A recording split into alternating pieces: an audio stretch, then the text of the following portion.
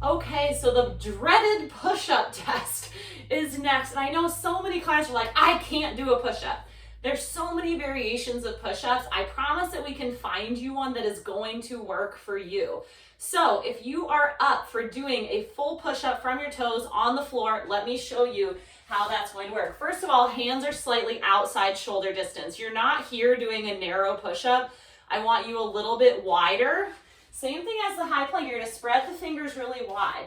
So my pinkies are just pretty close to the edge of my mat here, just as a little bit of a measurement. I'm gonna come up into same thing as my high plank, nipple line between the thumbs. I'm not back here, okay? I need to have shoulders right over the wrists, squeezing legs, squeezing through the glutes and the core. And I like to standardize by having something. If you don't have a block, you can have a book, a few stacks of book, but remember, you're gonna do it the same every time throughout the 10 weeks, okay? So pick something and remember what it is. So I'm gonna try to get to this block every time with good form. Now, if I start going like this, okay, that one doesn't count. It only counts if I'm maintaining the same form. So you're going to see how many push-ups you can do in 60 seconds. That means that I could do 2, take a break, come back, do 2, take a break, okay? So that's the full push-up. Another option is push-up from the knees. Everything is the same. All the differences is that you're dropping to your knees. Now let me show you a few pitfalls here.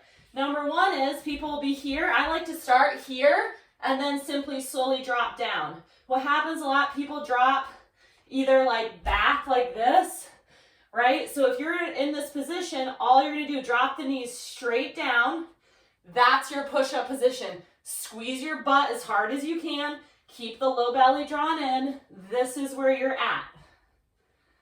Instead of doing tabletop push-ups as the third option, right? So people are kind of familiar with this.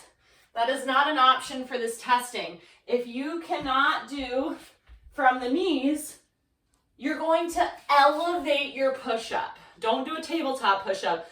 Elevate your push-up. You can elevate from a counter in your kitchen table, the side of a couch. I'm going to use my ottoman here.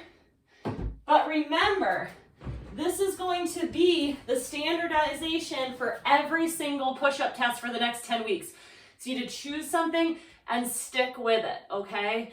Don't choose something that you can do like 20 reps, okay? That wouldn't really make a lot of sense. Your first testing, you want it to be hard. If you can only do 5 push-ups in the 60 seconds with whatever version you're using, that's good. If you were to be able to already do 25, 30 reps in 60 seconds, that probably means that the version you've chosen isn't quite challenging enough. So this could be a great version for some people. So this is just an elevated, everything stays the same, okay? Nipple line between the thumbs. Squeeze the legs, squeeze the glutes, squeeze the core.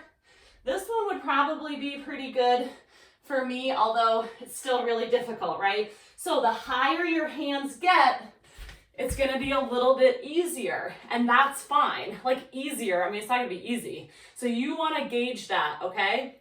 So either full plank or full push-up from the toes, push-up from the knees, no tabletop push-ups, and the elevated. Those are your options for the push-up test.